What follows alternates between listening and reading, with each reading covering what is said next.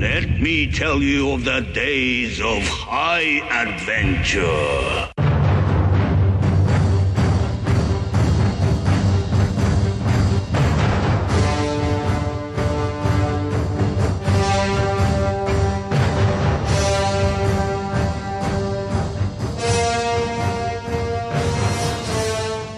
Hello, I'm Eric. And I'm Kevin. And this is 6 Degrees of Schwarzenegger, the podcast where we take a long, hard look at some of our favorite action movies from the era of Arnold. Schwarzenegger is the icon of the genre, and we're taking a deep dive into some of these 80s and 90s cult action movies and breaking them all the way down.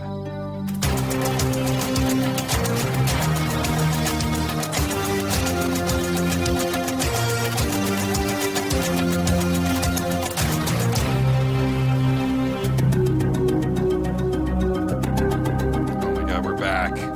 We're so back. We're so back, y'all. And we're back with Katie. Yeah. Holy shit. She's come all this way with us. Thank you for joining us. It's been a journey. Thanks for putting up with me. It's not putting up. We love it. Remind all of our dozens of listeners what about your other podcast, where they can hear you. Yeah, I mean, if you like retro nostalgia, nerdy stuff like that, come check me out on Retromade. Currently doing a John Hughes season. Last season was Kurt Russell and Patrick Swayze. So I cover movies from the 80s and 90s within a certain theme. And You had some action movies in that last season. Well, Patrick, sure. because they were my ultimate Swayze everyman. and Russell, yeah. Mm-hmm. One that's very similar to Showdown is Big Trouble in Little China.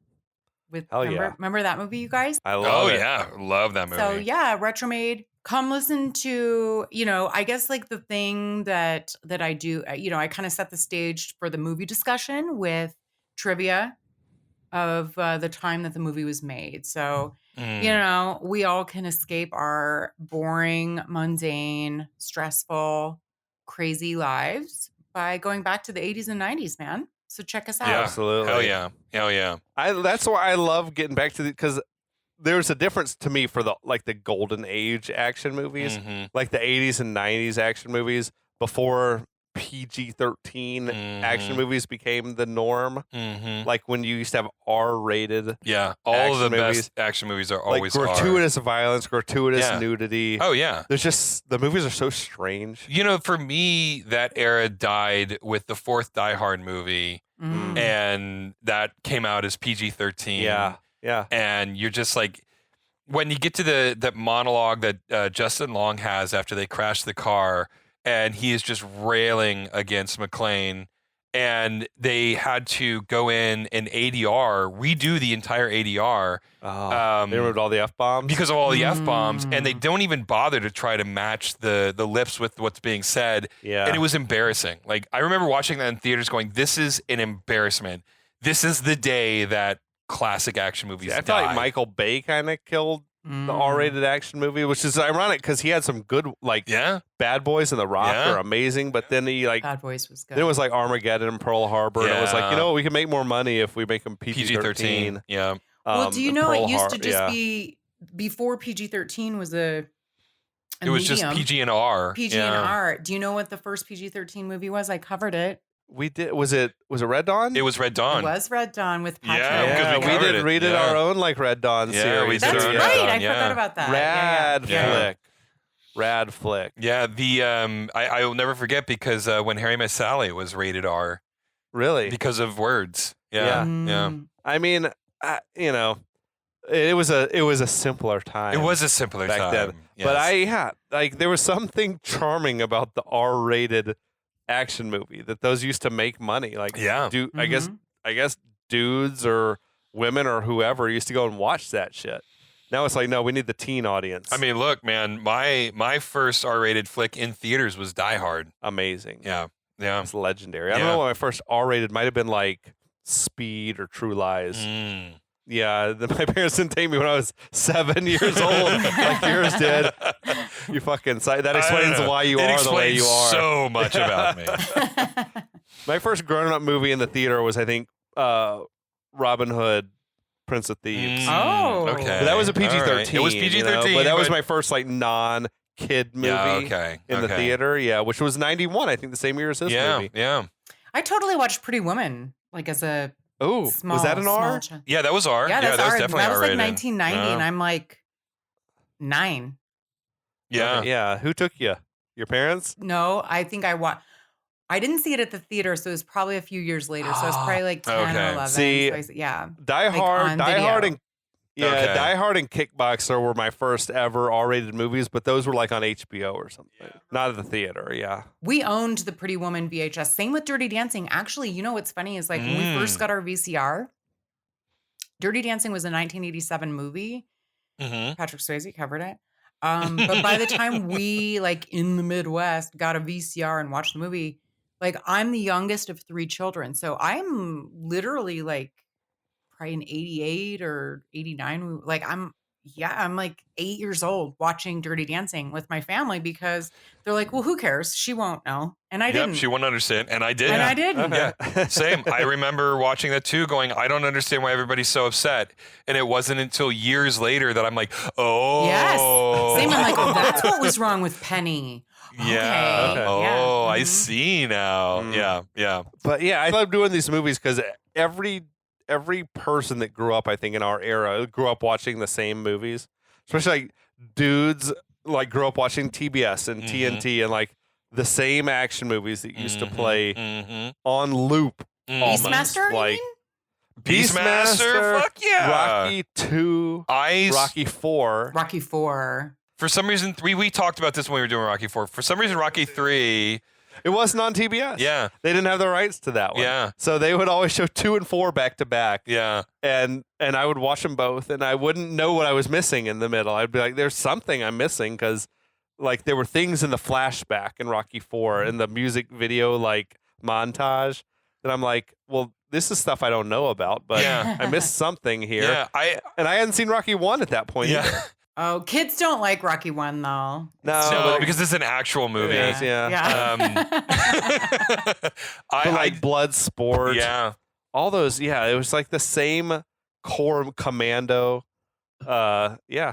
I just remember being a kid and not understanding so much of these movies and being okay with not understanding it, right? Like, that was a weird thing. It was like, I have no idea what's going It's on. just, but I know okay. I know that I like what I'm seeing. Yeah, It's right, cool. exactly. Yeah. Also, I feel like I must not have asked questions. Did I not be like, what's happening here? Or were my parents like, just don't worry about it? I don't know. No, my parents definitely like. My first memory as a human being was my dad letting me watch Conan the Barbarian Oh, with wow. him, like, wow. and him being like, "Don't tell your mom I like to watch." Oh, that's really cool. You know, and that was on TBS. I was probably like 4 years old, 5 years old. Is Tanya Robertson in that one? Who's Tanya Robertson? Yeah, she might Was have been in one of those. She was like the But I don't mom think she was- in that 70s show. She was the Oh. redhead's mom. in- Oh no, she definitely No, wasn't she in wasn't Conan. I don't think. No, no. Well, who am I Um, thinking of then? She was in one of those. I don't know. The only woman in Conan the Barbarian was like the Valkyrie, Yeah. like Oh. the tall blonde yeah, woman who was yeah, like yeah. a Viking, whatever, basically. but yeah, that was like my first memory as a human. You know, Wow. That's a cool first memory. My first memory is way more boring than that. no, don't. And that's a different That's podcast. a whole other thing. I will try to run us through the plot. We got these 2 cops. They're Kenner, that's Dolph Lundgren, and his partner Johnny, who's Brandon Lee. They're investigating the Yakuza in Little Tokyo in Los Angeles. They're trying to bust them. Kenner and the head of the Yakuza, named Yoshida, they have like history that goes way back to this dude killing Kenner's parents. But basically, what they kidnapped this woman, Minako, Mm-hmm. but Kenner has freed her. Mm-hmm. They went and tried to bust the Yakuza at a bathhouse. That went sideways. The bad guys got away in another bloodbath. Yeah. That's all. Like that's essentially the. That's movie. most of the plot. Yeah. I it's think close enough. You hit it. Yeah. And so now we're back from the bathhouse, and as Katie mentioned in the last episode, they have showered, they've had a complete wardrobe change. Yeah. You know, wash the blood off of them. Like we're in good shape now. And but Minako hasn't seen that they have done their showers, right? Like she is sitting there, didn't hear any of this going on. with her finger on the trigger. With her finger on the trigger of the shotgun. Still She's in the at the same safe house Still situation. in the same kimono that she was wearing when she tried to kill herself earlier in the movie. Like Yeah. she hasn't changed. Well, she doesn't have any ominous- clothes yet. She's Well, that's She doesn't true. have clothes. That is Yeah, that's true. true. We'll get to that, That is true. though. We'll get to that. We'll That's get to a that. weird moment later. Yeah. Yeah. but- okay. I know. I can't wait to talk about my Johnny sexual fantasy, but I don't want to spoil it yet. Okay. I have whole thoughts on this. Anyway, so ominous music rises, and you're like, "What's happening?" And then Kenner shows up out of nowhere, puts his hand over her mouth. Yeah. Like, who is he? What is this? I feel like this woman was just like Traumatized horribly. abducted and Yeah. violated, Yeah. and you're like grabbing her, surprising her. And he grabs the gun out of her hand, and he says, like, we're not safe here. We got to get out of here. But I've got a place. And then Johnny's That's there where with I got- him. So he's got 2 places. He's set, man. Okay. Yeah. On the that top salary, insurance he's got money was really. The He's got insurance money was really 2 lucrative. properties in the LA area. Yeah. Okay. Sure. And then he's sort of like, oh yeah, and this is Johnny. Just like tosses it off. But I love this. Like when he tosses it off, Johnny cocks his gun That's for so effect. weird. He did. He like cocked his gun, and I'm like, are they just trying to freak her out? What is going on? Yeah. So we cut to, and I don't know, they've got to be in Big Bear somewhere because there's Yeah. all these like tall coniferous trees, and I'm like, there's the only place in LA that Yeah. I mean, the only place near LA that I can think of that has trees like that is up in Big Bear. Yeah, how far is that from LA? About 2 hours from LA. Okay. It's not cheap though. Big Bear is crazy expensive. It's yeah. nuts to me that he's And got. And this is like a big property. Yeah, it's huge. It's got a lake and everything. And but for some reason, even though he owns this property, they emerge from the woods. That's what I'm saying. This is like, where do they park the car? I have no idea. They're far away. Yeah, and then Kenner obviously sarcastically says, "It's not much, but I Yeah. hope you like it." Smug-ass what a mother- smug ass motherfucker. Yeah. Anyway, Welcome to my 5-acre Yeah. lakefront spread. They- It's not much. they yeah. walk in and there's like rice paper doors everywhere. It's fully furnished. You might as well be in like a Japanese ryokan at this point. Like Oh, it's dude, just yeah. insane. But Johnny doesn't think so because it's like the Japanese minimalism look. Yeah, exactly. Uh-huh. So he's like, Exactly. "Where- yeah. you could have gotten Where's the it furniture? furnished." Yeah, exactly. Yeah. So What's a Um, futon? oh my God, that line. I got a note about that line. So Kenner points to Monako. He points her to the bedroom and says, "There's clothes in there that you can wear, and you What? should get some sleep." And I'm like, "Hold on, You got a dresser full of women's clothes? we need to stop. Right? Why do you have so many women's clothes in your What if house?" it was No, the parents' he just says What there's is his sweats in dead there. mom's I think place? he means she can put his on. That would never fit her. No, it she's wouldn't. Like, it wouldn't. He's like 6'5". He's twice the she's size. half his. I know exactly. But still, I think that's what he means. There's some sweats in there. I feel like he keeps women. I feel like this is, to steal a line from Wayne's World, this is a fully functional babe layer. Yeah, Like exactly. he's got all sizes of women's clothes. In Oh there. yeah, oh yeah, absolutely. What size are you? Go to Realistically- bedroom number 3. That man, yes, he would have. Oh, yeah. Yes, Straight realistically. But I up. think we're supposed to Yeah. believe, oh, she can just throw on like some of his like Some of his t-shirts sweats. Right. and sweats, you know. And she'll look like a 3-year-old wearing her Yeah. dad's clothing. Yeah. But so as she's leaving, Johnny checks her out up and down. Not the first time he's done this, by the way. No, I can't really blame him, but it's still creepy. Same. Yeah. So Johnny offers to leave to let the two of them alone. And Kenner says there are 3 bedrooms and 3 futons. And this is where he says the "what's a futon" line. I'm like, dude, come on. Like, even if you don't know Japanese culture, you have to know what a futon is. Like, this is so common. Yeah. So, I think the idea is that like Johnny is a scoundrel and Kenner is a gentleman. Yeah. I think that's what they're going for. Yeah, I guess you're right. Scoundrel So- is a good word. I like that. Yeah, For scoundrel's John- a fun yeah. word. So later on, Kenner is taking a soak in his ofuru tub. I discovered that had a name when I was like, Okay.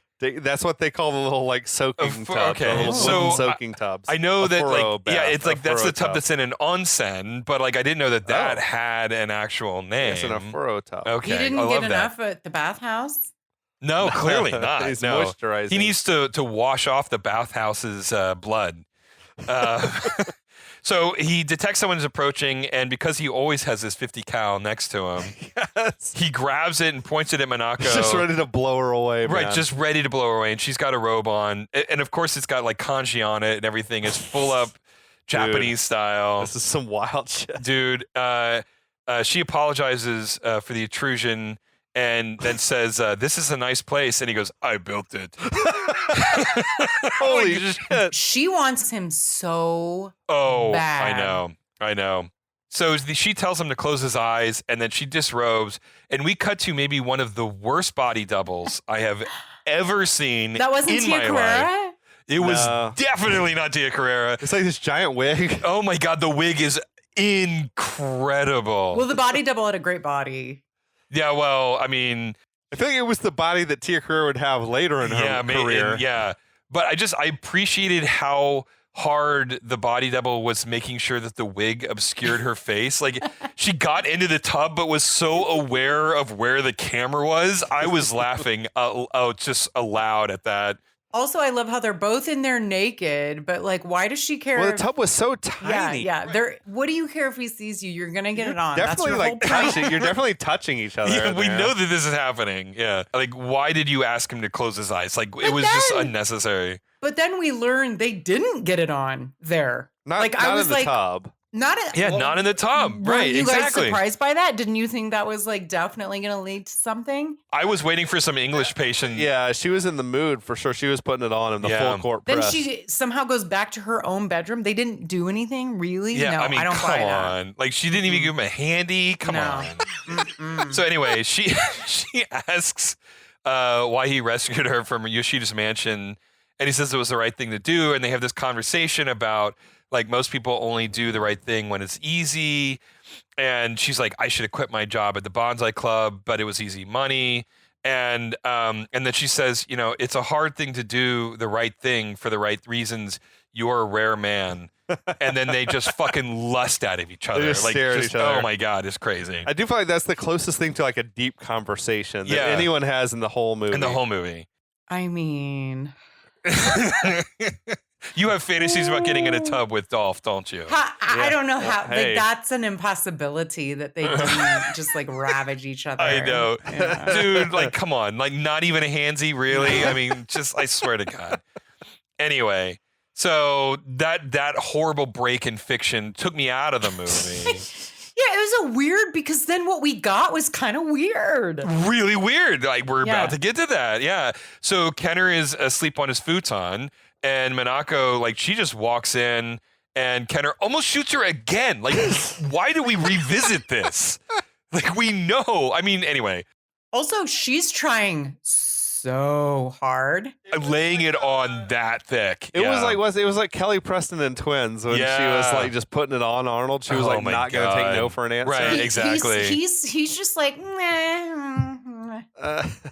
I don't know what this guy is, but she had to do the work. She had to go the extra mile. So, in what world would she be in the mood for this? Like, Good point. I've heard That's a great I've point. heard it said that one of like women's biggest pet peeves in movies and stuff is like when a woman gets rescued from a rape or something like that, that she's in the mood. Mhm. That would Like, never. I don't Never in a million even if, years. is it like the power of Dolph? Does it cancel everything else out? Two things. Yes. Supersedes all. A. Yeah, fair, Okay. And fair. B, yes, in real life, she would be traumatized for years. Oh, Yeah. no, for years. Well, I mean, Yeah. like she was less than 24 hours ago, presumably. She was like kidnapped and raped by someone. And not And only now that, she's in the mood. she had to watch the guy who was violating her chop her friend's head off. Yeah. Like, I just- this is, Yeah, I mean, it's just like you I've don't just recover heard. from I've this. heard women like find shit like this offensive. Yeah, it really is, but she's going after him. Like, right. That's Yeah, the but crazy it's like, thing. but is that offensive as a viewer, being like, "Who wrote this shit?" well, yeah, but again, Or is it just like, well, it is Dolph. I'm offering You're not up gonna Dolph. only once in a lifetime are you gonna have a chance at Dolph. Dolph's the only. Dolph's the only reason. Okay. Yeah, I It's like shit. mean, did you guys see him? I did see him. Yeah, it's We're gonna true. see more of him in a minute. He's just laying there with like Yeah. just abs are Oh. I insane. do love And that. his butt, we see a little Yeah, bit in well, a minute. in this scene, the blanket is just in the gutter range, right? Barely. Like just above. The man manscapes, clearly manscaped. Anyway, so Minako says some bullshit about how she's too afraid to sleep in the room by herself, and is like, yeah, we get it, dude. And she says, can I sleep with you? I'll sleep on my side of the bed. And he's like, but you don't have a blanket. And she's like, I brought my own. And she crawls into bed. She lays down on the edge of the futon, and they're like back to back. But then Kenner like reaches over and like covers her with a blanket, and then like raises his head, like presumably to like, I don't know, rest his hand under his head. It was also strange, but it was clearly a flex. It's a pillow for like, her head to put come his arm. onto. Well, you want to rest your head on my bicep? So, but that platonicness lasts for all of 1 second, because she rolls over, immediately snuggles onto him, and the most inappropriate music that's supposed to be romantic, I guess, plays, but it sounds more like clown music, synth clown music to me. It's not sexy at all. Things are moving along. The pace of this scene is so fast. So fast. Yeah, it's weird.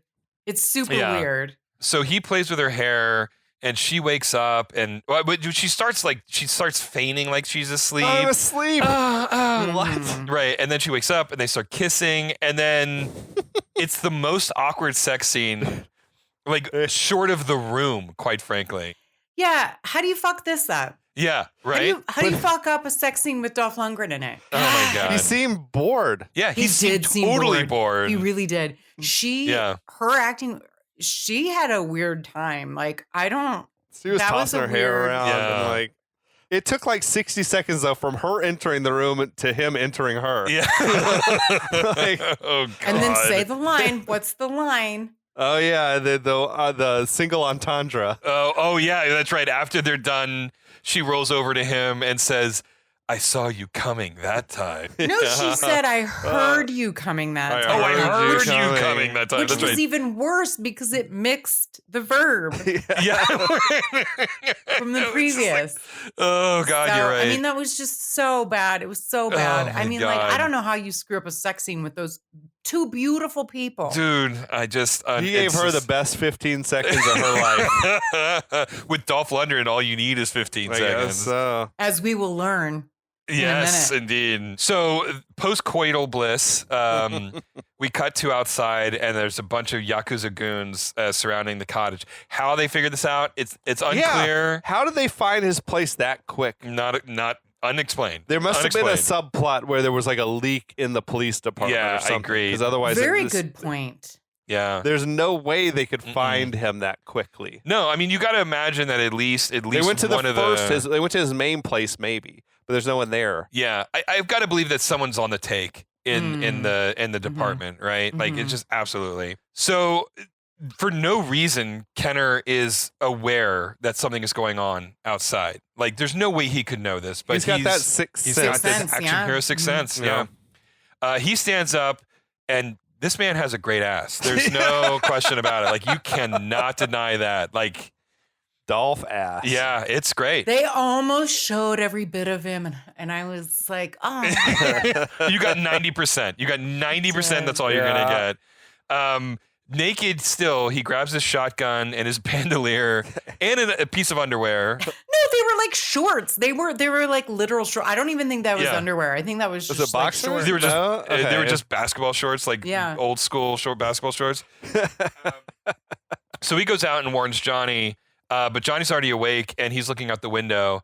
And he says that there are many, many men approaching, which I thought, okay, it seems like a weird statement, but that's fine.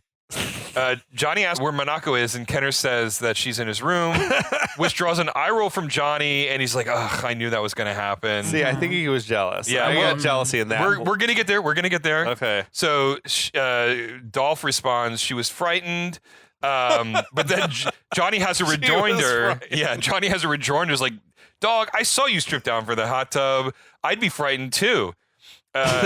Johnny says that they're in deep shit because there are more bad guys than there are bullets.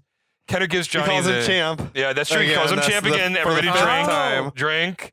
Kenner gives Johnny the shotgun and starts gearing up with a bunch of samurai weapons. It's hilarious. He's got a cabinet in the room loaded with weapons. Yes, it was like it's time to dress your action figure. Yeah. Like a belt every of those weapon. bullet thing. What do you Oh call my that? God. That thing you put across A your bandolier. Yeah. Bandolier okay. of like he's got Yeah. the throwing stars Yeah, it's just and like everything. every weapon. And so as he finishes, Johnny says, Kenner, just in case we get killed, I wanted to tell you, you have the biggest dick I have ever seen on a man. and Kenner goes, thanks, I don't know what to say. And Johnny's response is, how about don't get killed? Okay, so here we go. Here's we've gotten to it. Here's my thing. I think Johnny likes to watch. I think that's what gets him off. I think he's bi. And I think that I think he prefers to be a cuck, right? Like, I think that he's a watcher. And so he knew what was going on. He got himself off, and he was happy about this. So you think he watched them? Oh, 100%. 100% he watched that whole thing. In the tub? And Yeah, Definitely in the tub. Definitely in the tub. Definitely in the tub. Because he saw the tub, actually. He saw the And tub then actually. through He's the like, rice paper walls. Well, I think he snuck a peek. I think he parted those doors, and he watched all 15 seconds of peered it. through. Yeah. 15 seconds. Also, did you guys see the line makes the biggest dick on a man? Well, of course. Yeah, like that's dicks very are only specific. on men. Right? Okay, like okay. Generally speaking. It was supposed to have been the biggest dick I've seen on a white man, which makes way fucking more way sense. more sense. Yeah. But it makes Why'd it they way change weird. it? It makes it way weirder, too, though. No, I think white man actually makes it less weird. I think it makes it like it adds a needless level of like racial. No, like, but that's sure. but it's to it. true though, because it's common knowledge that black men have bigger dicks. Right, exactly. And I mean, so, yeah, but it's like, but what does Johnny watch? But again, we're going back into this kink thing of Johnny. Yeah. Like, he's seen it all, right? I can't even tell you the number of sex clubs he's been into. But he just as a man, like just in the world, you've seen other dudes' dicks. That makes right? a very Like, weird. That's a very weird line the way he said it. But I feel like if he had said the biggest dick on a white man, it just raises more questions than it answers. It's like, what the fuck are we talking about right now, dude? What are you into, Johnny? I think it makes more sense than just man. I agree. Because of course it's the biggest dick on a man. How Right. many females have you seen a dick on? Right. This Or is like- this is the 90s, dude. Yeah. Come on. I don't know Yeah. why they changed it. I don't know why That's they the changed question. it. Like, is he speaking as man in the sense of humankind I- or as a biological sex, I think it right? made it a weirdly like it just made it a weirdly racial thing when it didn't need to be. Which I is think probably it's why the they studios. changed it. That's the Yeah. studio's Yeah, the opinion. studio- yeah. Yeah. but Yeah, I think it made it awkward. It made it weirder. Yeah. I agree. I thought the line made more sense in the original incarnation of it.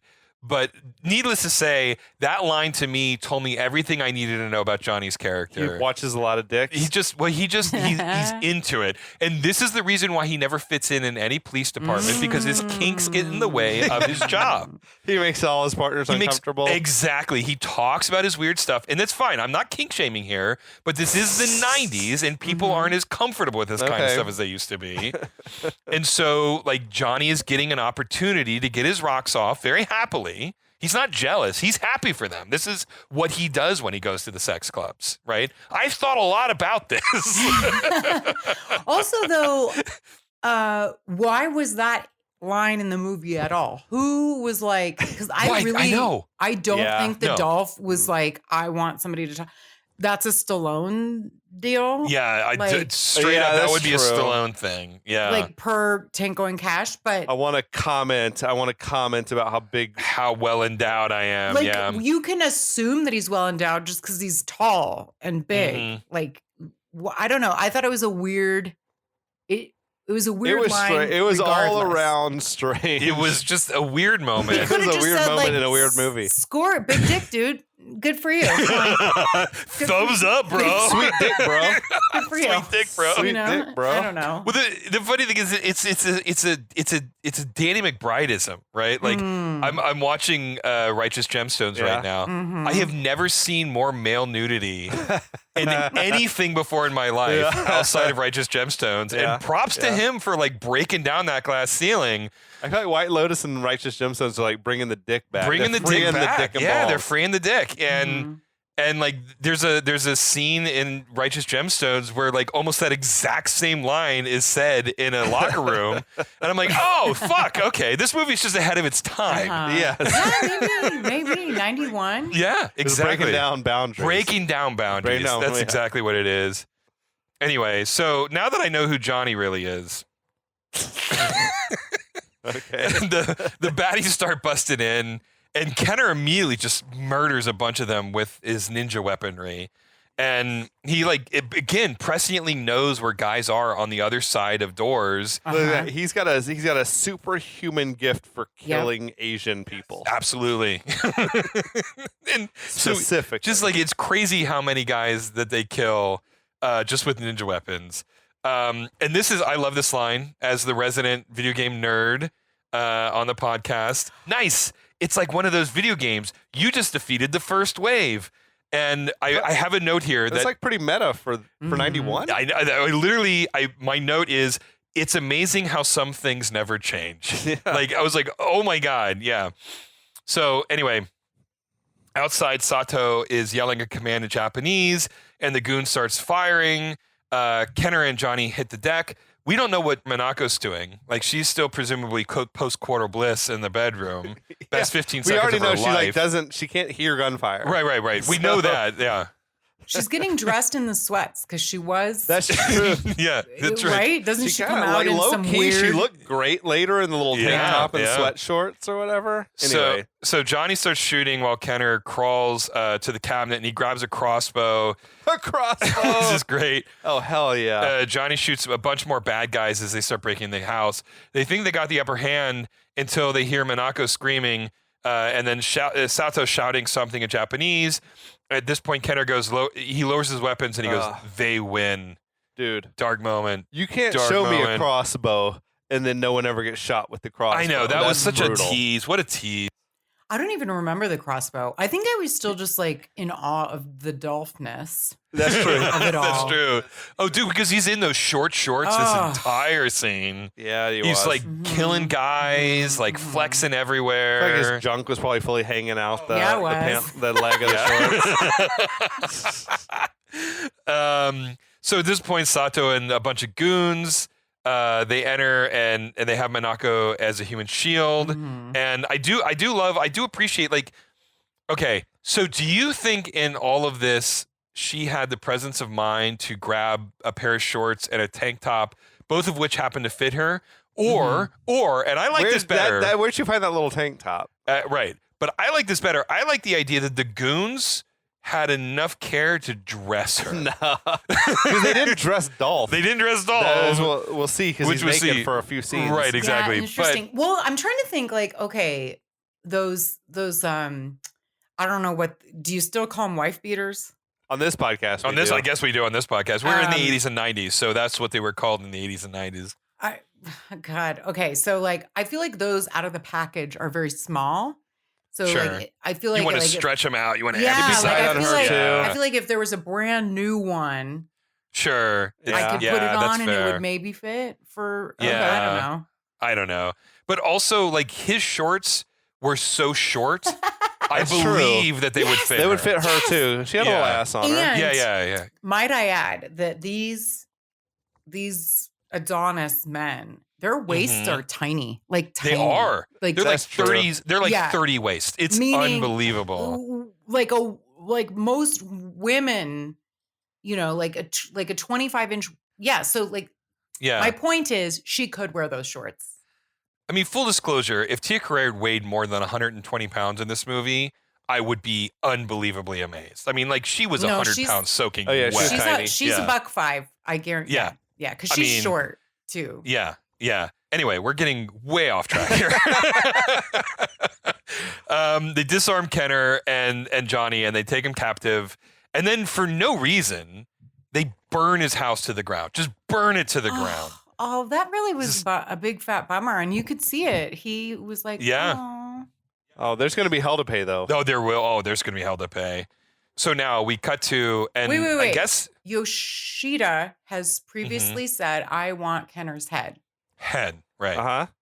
He has the opportunity right now. Yeah, this is the moment. Kill him right now.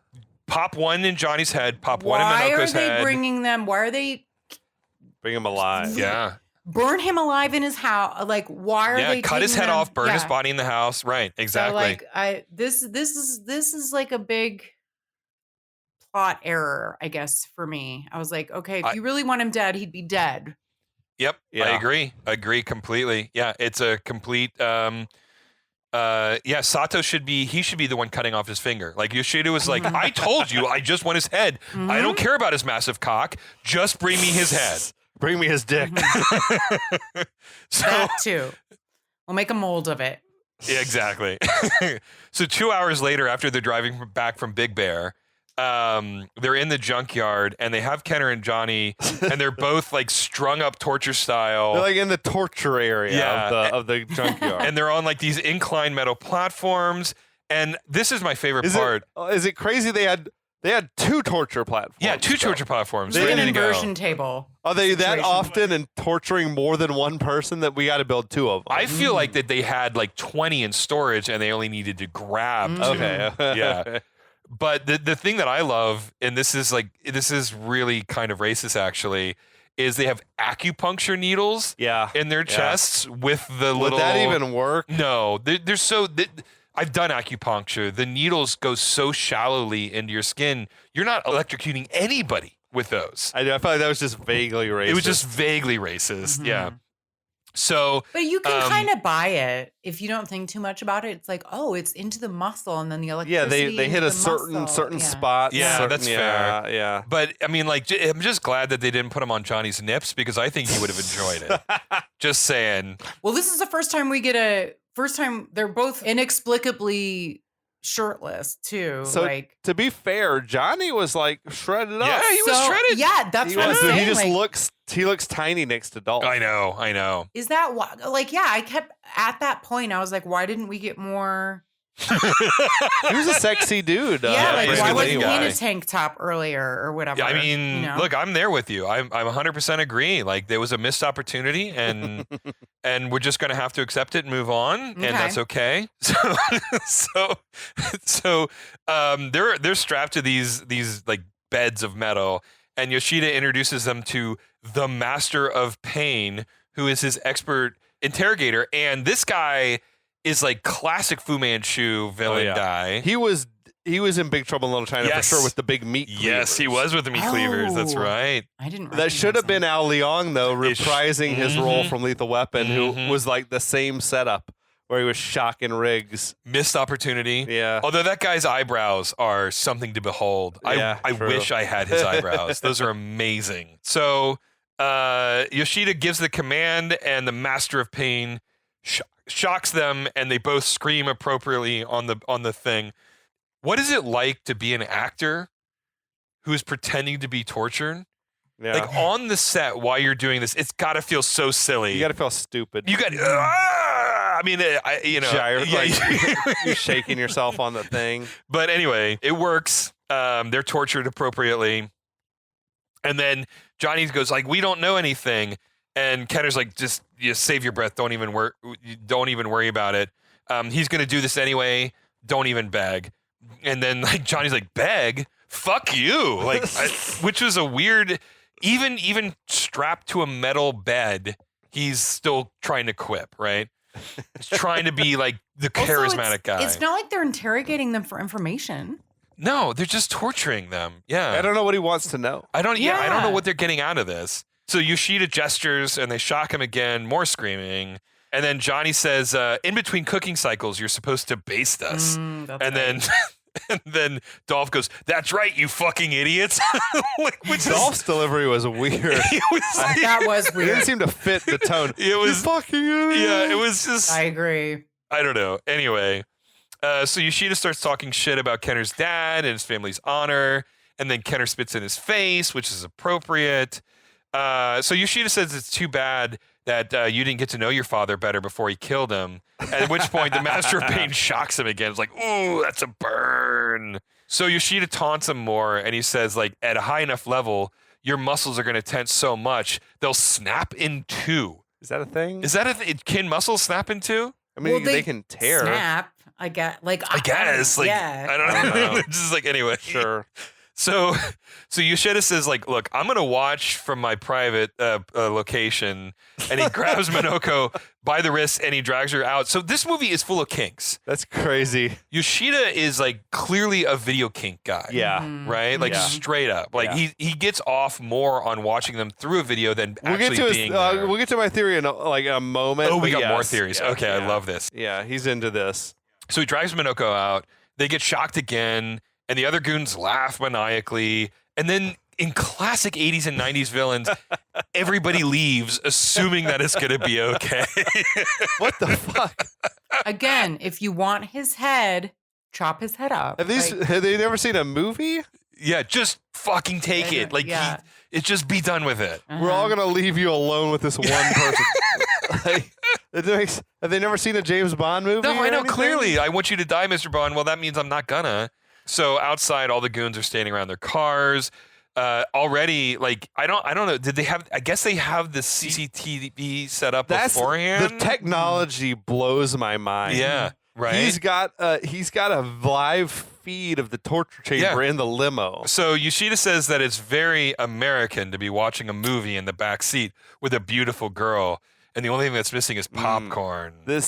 Okay. Okay, here we go. So earlier on, Kenner had called Yoshida out for being impotent. Yes, right. that's right. Mhm. I feel like based on this scene and what we saw with Angel earlier, I feel like the only way that Yoshida can like get his rocks off is through like the torturing and death of somebody. Mm, I feel like that's Sure. why he made that tape okay. so that he could use it later or watch it later or whatever. All right. So All I think right. he's like he knew that the death of Kenner and Johnny was like going to get him off, Yep. and he's like, let me get Minako somewhere like a little bit more private because I'm going to be able to like I'm ready to roll then. get it up. Yeah. And like have some like Mhm. whatever with her. But I feel like that's his thing. Is that's what gets him off is like masochism, whatever. Like dark as it is, this movie is very sex positive. I don't know about all that. Well, yeah, and some. I feel like he's got a don't know. psychosexual like. This is what gets him off. He knows it's gonna get him off. Yeah, that's and he's true. like, well, let me get Minako in the back seat here for this bit that's about to happen. yeah. But I feel like that's why he wants the tape is so he can watch it later. Yeah, definitely. It's like his version of pornography. Yeah. So cut back to the torture chamber. Kenner decides like now. He could have done this at I any guess point. I guess I should break. I guess. Okay, so Kenner's kink is pain. He's into BDSM. And he was enjoying it for a minute. And he was like, oh, shit, I guess we got to do something about it. Sure. That's what's going on with him. So he snaps his bonds like with no, I mean. Oh, yeah. He's like, I guess now's the time I should just break free. Right, exactly. And so he says, look, this is either a very good idea or a very bad idea.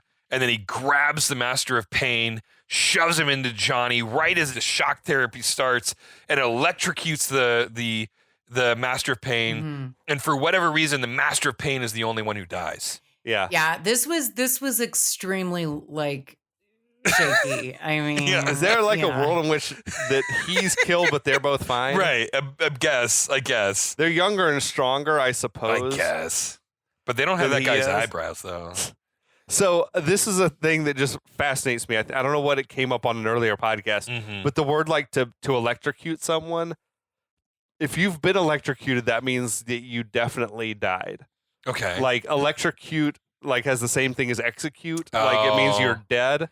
So if you didn't Oh, die, you were okay. just shocked. You were just shocked. Oh, If you were electrocuted, that means you died. Ladies and gentlemen, this Yeah. is an educational podcast. Oh wow. We're Okay. teaching you lessons on 6 Degrees of Schwarzenegger. Yeah. So never say someone was electrocuted unless they died. Did you know that, Katie? I did not know that. Okay, so you great. Can Yeah. attempt to electrocute someone. Right. If you were maybe trying to kill someone. Attempted via- electrocution. All right. I love this. Yeah. This, So they electrocuted the Master of Pain. this is really why we do this podcast is Mhm. to educate people. Yes. Absolutely. Yeah. So Yoshida's watching this on a CCTV and everything's going sideways and they survive and we cut back to Kenner and he goes, well done, and frees himself. I mean, that might have been the only clever like kiss off line in the whole movie. Yeah, yeah. because he cooked the guy. Yeah. If you didn't get it. Yeah, no, thank you. We got it. Thank you, Kevin. All right. So you got to make sure.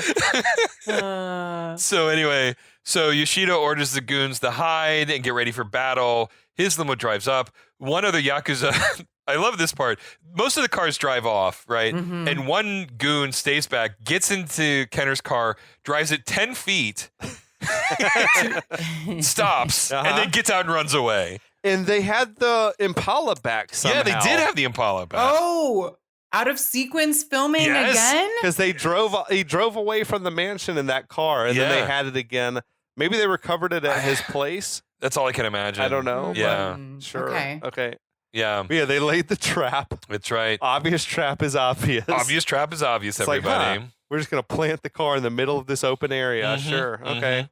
And you're going to have to wait till next week Yeah. to figure out what happens. Yes. Uh-oh. The exciting So, conclusion. End on a high note, everybody. That was the Cliffhanger. penultimate episode. If you Penultimate can believe it, episode. there's more to this movie. My God. There's like 12 more minutes.